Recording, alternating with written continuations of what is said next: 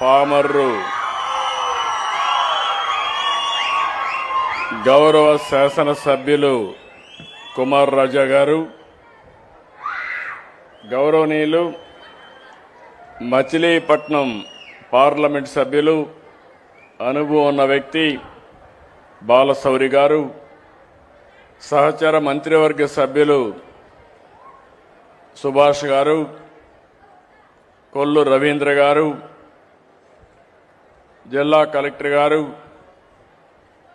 ఒక పక్క సెక్రటరీ ఈరోజు పింఛన్లు ఇచ్చే కార్యక్రమానికి నాయకత్వం వహిస్తున్న సెక్రటరీ, ఇంకొక పక్క లేబర్ కమిషనర్ గారు, అందరికీ మనస్ఫూర్తిగా ఈరోజు ఇక్కడికి వస్తే మీ ఉత్సాహం చూస్తే, మీ అభిమానం చూస్తే నాకెంతో ఆనందంగా ఉంది.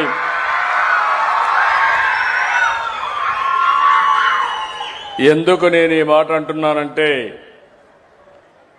2 సంవత్సరాల కంటే ముందు మనం ఎక్కడా ఈ విధంగా కూర్చొని ఫ్రీగా మాట్లాడుకునే పరిస్థితి లేదు. కనీసం నవ్వే పరిస్థితి కూడా లేదు.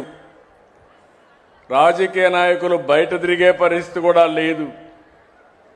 ఈరోజు మేడే కార్మికులకు ఏ విధంగా అయితే స్వాతంత్రం వచ్చిందో 3 విధాలుగా ఆలోచిస్తే, ఒకటి ప్రజలందరికీ మరో స్వాతంత్రాన్ని తీసుకొచ్చిన ఘనత ఎన్డీఏ ప్రభుత్వాన్ని చెప్పి మరొక్కసారి మీ అందరికీ తెలియజేస్తున్నా. ఆ రోజు నేను, జనసేన అధినేత పవన్ కళ్యాణ్ గారు, ప్రధానమంత్రి నరేంద్ర మోడీ గారు ముగ్గురం కలిసి ఒకే హామీ ఇచ్చాం. ఆ హామీ ఈ రాష్ట్రాన్ని పునర్నిర్మాణం చేస్తామని, మళ్లీ పూర్వ వైభవం తీసుకొస్తామని చెప్పాం. ఆ మాట కోసం, మేము ఇచ్చిన హామీని నిలబెట్టుకోవడం కోసం 2 సంవత్సరాలుగా దగ్గర 22 నెలలు అయింది. 23వ నెల. ప్రతిరోజు లెక్క పెట్టుకుంటున్నాం, ప్రతి గంట లెక్క పెట్టుకుంటున్నాం, రాత్రింబగళ్ళు పనిచేస్తున్నాం. ఎక్కడా ఒక తప్పు జరగకుండా ఎక్కడ సమస్య ఉంటే ఆ సమస్యని పరిష్కారం చేస్తూ ముందుకు పోయే పరిస్థితికి వచ్చాం. ఈరోజు మొదటి తారీఖు అంటే మనందరికి గుర్తొచ్చేది పేదల సేవలో. నేను ముఖ్యమంత్రిగానే కాదు, మంత్రులు, పార్లమెంట్ సభ్యులు, ఎమ్మెల్యేలు, కడాన ఎన్డీఏ కార్యకర్తలు కూడా సేవాభావంతో మీ అందరి దగ్గరికి రావడం, అధికార యంత్రాంగం తెల్లవారుజామునొచ్చి మీకందరికి గుడ్ మార్నింగ్ చెప్పి మీ చేతిలో డబ్బులు పెట్టి, ఎక్కడా ₹1 అవినీతి లేకుండా పేదవాళ్ల రుణం తీర్చుకోవడానికి పనిచేసే ప్రభుత్వం ఎన్డీఏ ప్రభుత్వం. ఈ విషయం మీరు గుర్తుపెట్టుకోవాలి. ఈరోజు ఇంకొక పక్క, ఈరోజు మనం చూస్తే కష్టజీవులు, మేడే అంటే గుర్తొస్తుంది శ్రమ దోపిడీ జరగకూడదని. ఈరోజు నందమూరి తారక రామారావు గారికి జన్మ ఇచ్చిన స్థలం ఈ స్థలమే, ఈ ప్రాంతమే. తెలుగుదేశం పార్టీలో చక్రం పెట్టాడు, నాగలి పెట్టాడు. ఇంకో పక్కన చూస్తే ఊరి పేదవాళ్ల కోసం ఆ రోజే గుడిసె కూడా పెట్టి, ఇల్లు పెట్టి ఎంబ్లమ్నే డిసైడ్ చేశారు. ఆ రోజు ఆయన దూరదృష్టితో ఆలోచించాడు. పసుపు శుభం. ఏ వ్యక్తి ఏ మంచి పని చేయాలన్నా పసుపు లేకుండా ఆ కార్యక్రమం పూర్తి కాదు. పూజ చేయాలన్నా, పెళ్లికి కానీ, పేరెంటానికి కానీ, ఏ కార్యక్రమం అయినా అలాంటి దూరదృష్టి కలిగిన నాయకుడు ఈ ప్రాంతంలో పుట్టడం మనందరి అదృష్టం అని చెప్పి కూడా నేను మీకు తెలియజేస్తున్నా. అలాంటి కార్మిక దినోత్సవాన్ని ఈరోజు మీకే కాదు, రాష్ట్రంలో ఉండే కార్మికులకందరికీ, దేశంలో ఉండే కష్టజీవులందరికీ మనస్ఫూర్తిగా మేడే శుభాకాంక్షలు తెలియజేస్తున్నా. ఈరోజు నేను చూస్తున్నాను మా పేదవాళ్ళందరిలో, ఈరోజు నేను వస్తున్నానంటే దారిలో కూడా చూశాను. మీ ఆనందం చూసినప్పుడు నేను పడిన కష్టం మర్చిపోయి ఇంకా గట్టిగా కష్టపడాలనే ఆలోచన మా అందరికీ వస్తూ ఉంది.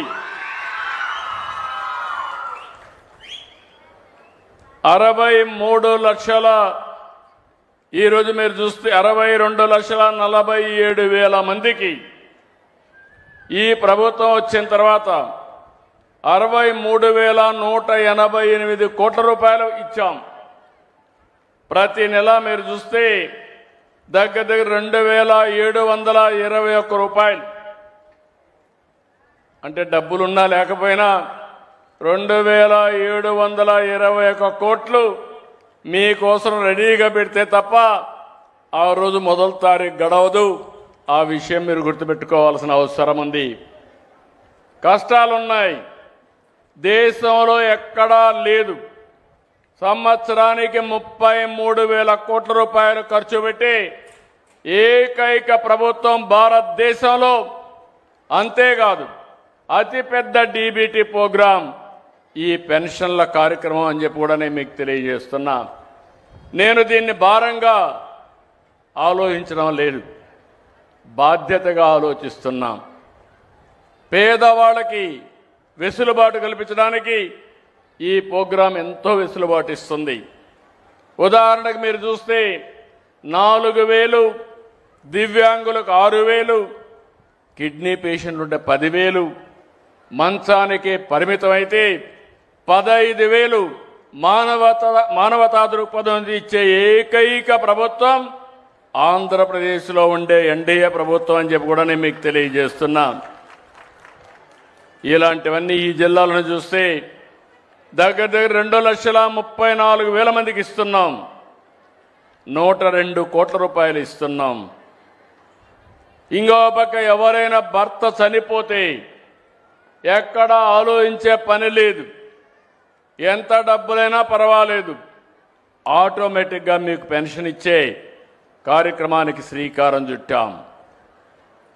అయితే ఈరోజు ఇంకొక పక్కన మీరు చూస్తే ఇప్పటి వరకు లక్షల మందికి పింఛన్లు ఇచ్చిన, అన్నా క్యాంటీన్లో ఆకలి తీర్చిన, దీపంతో వెలుగులు పంచిన, అన్ని పేదల కోసం, కష్టజీవుల కోసమే చేస్తున్నాం. 263 అన్నా క్యాంటీన్లు ఏర్పాటు చేశాం.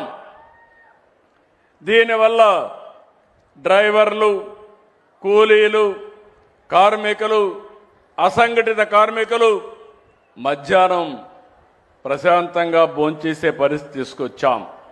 లేకపోతే మీరు సంపాదించే డబ్బుల్లో సగం హోటల్ ఖర్చుకే సరిపోయే పరిస్థితి వచ్చేది. ఈరోజు నేను ఒకటే మీ అందరికీ విజ్ఞప్తి చేస్తున్నాను. మిమ్మల్ని చూస్తున్నాం, మండు టెండర్లో పనిచేస్తున్నారు, జోరు వనల్లో పనిచేస్తున్నారు, ప్రమాదకర పరిస్థితుల్లో పనిచేస్తున్నారు. అలాంటి కర్షక కార్మికులకి మనస్ఫూర్తిగా ధన్యవాదాలు, సెల్యూట్ చేస్తున్నానని చెప్పి కూడా నేను మీకు తెలియజేస్తున్నా.